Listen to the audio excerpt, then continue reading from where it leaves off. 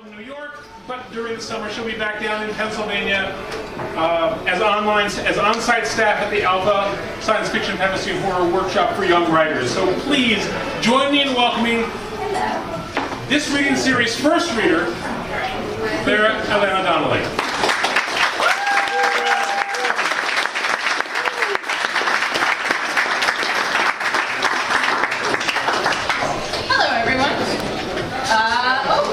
So I just had to project. Excellent.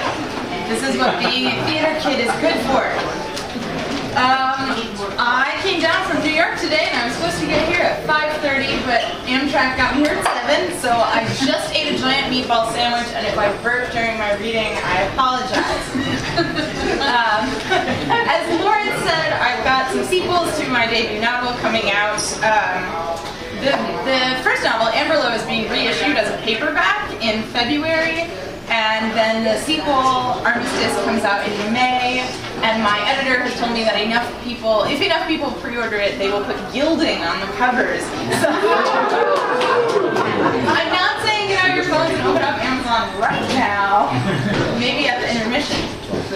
So I'm going to read two things tonight. The first is a scene from Armistice, and the second is a letter from an epistolary novelette which I co-wrote with my Clarion classmate Sam J. Miller, which is coming out from Uncanny Magazine on November 7th, so really, really soon. And I'll finish up with that. But first, I'm going to read this scene from Armistice. Which I guess if the first book is James Bond by way of Oscar Wilde, this is like West Wing by way of The Night Manager.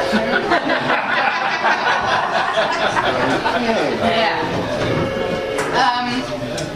So let's see. All right, in Amberlow, a fascist movement led by the One State Party, or the Ospreys, has overthrown the Geddon government and installed its leader, Caleb Ackerby, to sort of dictate the country. He's never explicitly called a dictator, but I think it's pretty clear in the text. Lillian DePaul is a Geddon diplomat stationed in Caracas 3 years into Osprey rule of her country. Lillian stood in the antechamber of regional affairs for 5 full minutes, telegram pinched between cramping fingers. She knew if she held it in her hand, she'd make a fist and crumple it. Smoothing paper would add an indignity these proceedings wouldn't bear, or which she, at least, refused to. The door finally swung open, and Lillian jumped.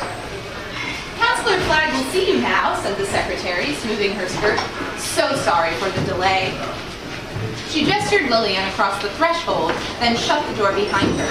It closed with a firm, metallic clank. Other offices in the Chancery had locks. None of them were quite so formidable, and most of them had keys instead of combinations. Lillian wondered how often they changed the series of numbers. Wondered if anyone had ever been locked inside. "Ah, Mr. Cole." At his desk, Flagg's aide stretched his arms above his head. "We do not see you down our long dark hallway so often." "I'm the press attaché, Mr. Memedev. I conduct most of my sabotage from behind a podium." He had a nice laugh, deep and soft, accompanied by a smile that made his eyes crinkle up. She almost mistook it for genuine.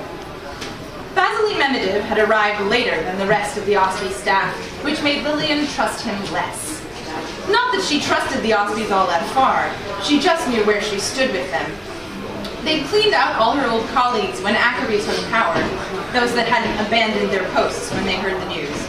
Replaced every single one of them with someone who would toe Gedda's new line. They'd even fired her until they figured out she had a useful secret.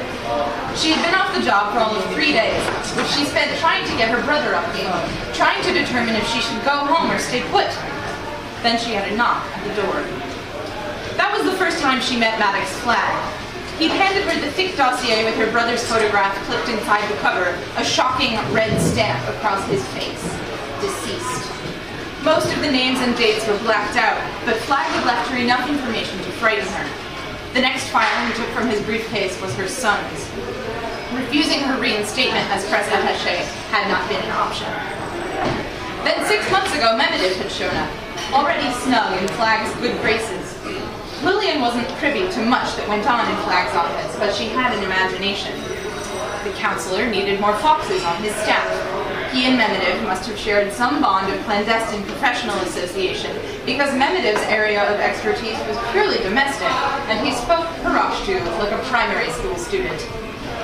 Lillian was good at narratives, which is why she was good at her job, though that wasn't why the Aussies had kept her when they ousted everyone else. And, Flag had said, seated across from her at her own coffee table, there is the small matter of Steve. You're sending him off to school this fall, correct?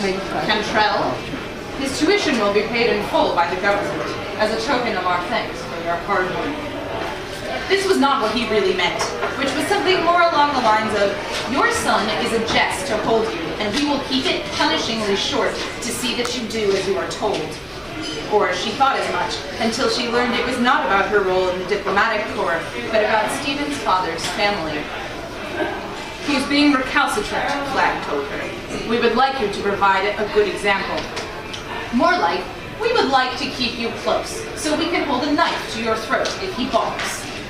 Putting her back behind the press podium was just the hard sauce on the pudding. Memedev pulled her from the mire of her past. Is that for us, he asked, inclining his head toward the telegram.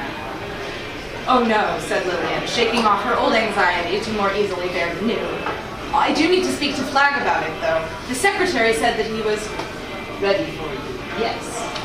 Maddox Flag emerged from his office, which was a locked fortress within a fortress.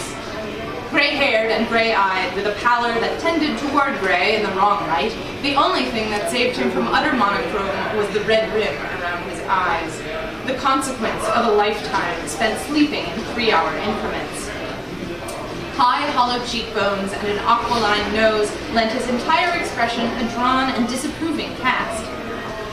Lines seamed his narrow face, ironed in by a calculating squint under a perpetually furrowed brow. Can I offer you coffee, Miss Paul? Oh no, thank you, she said. Flag took the strongest coffee in the foreign service. If she drank it now, her heart would probably explode. I need to show you something. He took the telegram with an air of bemusement which only increased as he read. Is she serious? Well, how would I know? I've never spoken to her in my life. Really? Flag's bloodshot gaze caught her over the edge of the paper. You're quite cozy with some of the royal family. Not that wretch, said Lillian crisply, hating him. And she sent this to your home? She did, this morning. Well, around 3:30. So perhaps she stayed up late last night. Maybe she was drinking? Flag snorted. No doubt, but I imagined it didn't affect her judgment in this particular matter. Would someone mind explaining? Memedev kicked his feet up on his desk and crossed his arms behind his head. You know, Sautry's film, said Flag. That swipe at us, she's dressed up as a historical drama? Memedev grinned. I like the pictures, I think it looks good. Mr. Paul has apparently merited a last-minute invitation to the premiere, which is tomorrow, said Memedev and whistled. What did I tell you, huh? Sautry's smarter than she looks. Lillian nodded agreement. She wants one of two things from us, sending this at such late notice. If I say no, she can accuse us of cowardice. Worse, she can claim I've been prevented from attending. Yet as public image, it's a blow. Who would stop me seeing a picture about my own grandmother? Grimacing, Flag asked, and the second option? If I say yes, and scramble to prepare, she hopes that we'll embarrass ourselves somehow. Flag handed back the telegram. Then you must endeavor to be faultless. We can't lick any more of our own boot leather in front of the Parajans. So I'm going to the premiere, she said. Unless you can write an ironclad statement excusing your absence. I'm very good, counselor, but I do still use language to make my points. Lillian bent the telegram in half and ran a sharp crease along the fold. A concession to nerves that was neater than balling it up in her fist. I found it's a tool that will work just as easily for others as it does for me. No matter what I say, she'll twist it. The invitation says, and guest. Flag tapped his chin. Mr. Memedev, have we got any good-looking fellows to send along with her?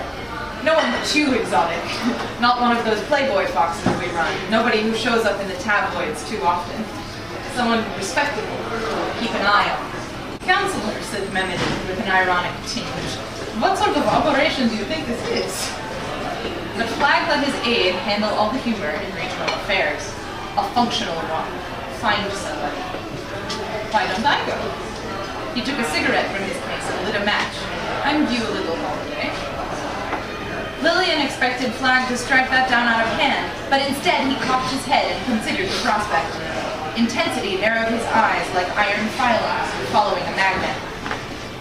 Lounging behind his desk, cigarette dangling from a languid hand, Mehmet didn't look like a chancery drudge. He didn't even look particularly like a fox. He was suave in an innocuous kind of way, middle-aged, sallow-skinned, and bleakly handsome. Flag must have seen the same thing, because eventually he shrugged. Did say you like the pictures. Mr. Paul, what do you think? My professional opinion? It's the only one that matters. Which meant Mehmet was going whether she liked it or not, as long as it wouldn't cause problems for Flag. Most people who know anything about the diplomatic corps will know a little bit about what he does and who he works for. That will make them wary, which might be good. It's also a very subtle threat to me and to Carachas, but one you can make without causing a scene. Besides, you know you can trust him. So that was, I think it's like the second or third scene from the novel, and things only get more complicated and like double talky, underhanded from there. People start trading weapons, it gets very dangerous. There's movies and glamour and red carpets. And you can pre-order it from your favorite local bookstore. The title is Armistice, which brings me to my second bit of reading, which is shorter, and is about World War I. So Sam J. Miller, who went to Clarion with me, is a wonderful person with a book out that you should buy. It's called The Art of Starving, and he is also a fan of World War I poets. So, like, unrelated to anything that I ended up writing with him, I was doing some research for another story and found out that Siegfried Sassoon, who was a famous poet during World War I, had been lovers with a 1920s socialite named Stephen Tent. And I was like, what? Because in my Brit Lit class, we never knew, like, no one ever told us that Sassoon was gay, so this was like a huge revelation to me. Maybe not to other people who had cooler English teachers than I did. So I got really excited about this and I started posting about Sassoon on Tumblr, and I posted a little snippet of one of his poems, and Sam was like, oh my god, I love Siegfried Sassoon, but I love Wilfred Owen more. Did you know that they were friends? And it turned out that they went to a psychiatric facility called Craig Lockhart together, where they were both treated for shell shock. And they spent a couple months there together, and Sassoon really influenced Owen's poetry and our story, which is told in time-traveling letters between them. Sassoon is receiving letters from Wilfred Owen at the front in 1980, and Sassoon is receiving them in 1933, so like 13, 14 years after Owen died, because Owen died a week before the armistice, which was on November 11th. Our story is coming out on November 7th, 99 years after that. But it's also almost the 100th anniversary of the day that Sassoon said goodbye to Wilfred Owen at Craig Lockhart, which was exactly a year to the day before he died. So there's like a lot of really creepy, spine-tingly, time-traveling stuff going on with their story, and we decided that we were going to write letters. Sam was Wilfred Owen, I was Siegfried Sassoon, and this is one of the letters that comes towards the end of their correspondence. Owen has been undergoing some really creepy medical experimentation, and is complaining to Sassoon about it, and now Sassoon is finding some resonances in his present day.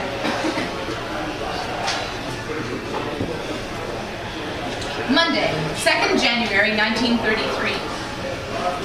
This one cannot be coincidence.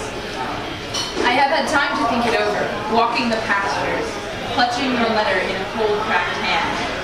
That's how I found it, reaching for my gloves in my pockets, finding paper. Mother might say your restless spirit is reaching out from beyond the veil. I'd be more inclined to suspect a prank by some bloody-minded friend. Graves, perhaps, were we still on good terms. Except the letters sound like you. And who the devil could have slipped the envelope into my coat pocket? An unoriginal phrase, who the devil. Yet it chills me. Why are your letters arriving now? Is our correspondence at the mercy of some cruel, capricious demon? I don't subscribe to the superstitions of my father's family, nor the piety of my mother's, but the appearance of a letter in my coat pocket nearly 15 years too late? No earthly explanation does it justice. To add to all the strangeness, I remembered the doctor who treated you. His name was Watts, wasn't it? And now he's here at Swayland's, treating Steenie. Reading your letters, Will, I'm frightened. When I met with him in London, it didn't strike me right away, but something about the name, the demeanor, seemed familiar. His avuncular attitude put me at ease initially, but later I realized I had allowed him liberties I might otherwise have balked at, told him things I later wished I hadn't, about Steenie and myself. I told him about Steenie's episodes, about some of his frustrations during intimacy and the subsequent rages, how his silver eyes flashed, tear-polished, and his mouth turned cruel. But I did not tell the doctor how, when Steenie exhausts his anger, he lies weeping in my arms, begging my forgiveness, praying for my patience. I always grant his wish. It makes me feel powerful, benevolent, but more importantly, it makes him happy. His cheeks flush and his lips turn soft again, his tears to tears of joy. He is an angelic picture, like a tragic youth by Waterhouse. If I found Achilles noble once, Ganymede holds more appeal in peacetime. The trenches were a beautiful place, but in retrospect, their beauty seems a brutal, savage, exhausting. We had to invent new metaphors, new words to talk about that hideous beauty in our poetry. Civilian readers couldn't grasp those neologisms. Their lexicon did not include the elegance of cruelty. Sometimes they were baffled, expecting old cliches, but we kept trying to connect, to communicate the grace we saw in every abhorrent situation. Remember my poem, Kiss? I explained the satire to so many readers horrified by the verse's apparent grotesquerie and malice, of all the cruelties of war, gas and howitzers and mud. Bayonet fighting was the worst. Yet at times I felt the urge, the hunger to destroy, to plunge with steel and send home bullets. The need was born of grief, but no less red and wrathful for its tender source. I felt it when I learned you died, but by then it was too late. The armistice was signed. There were no Germans left to fight. The date on your letter hurts to read. I wish you had been cowardly. That I had given you the love you needed and deserved, enough to inspire desertion. Imagining it conjures memories of a life we never shared.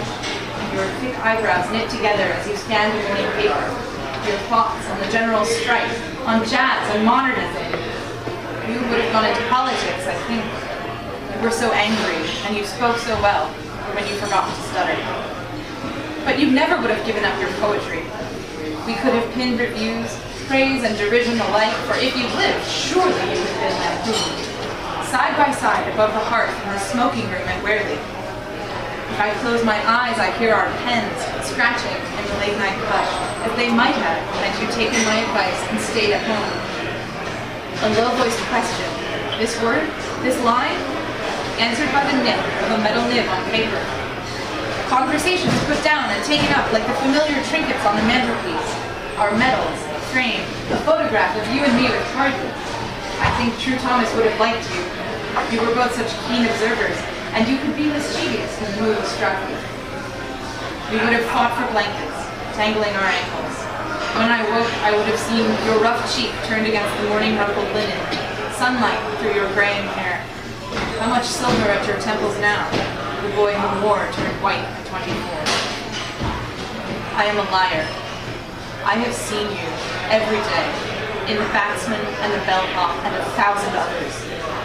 I have dreamt your life with me into our middle age, into the shadows of senescence. I have seen you in the moment when I wake with some other man beside me and still half dreaming, say your name. One more month of life for you, 15 years ago. Must I mourn again? It doesn't bear thinking about. Don't go into that canal.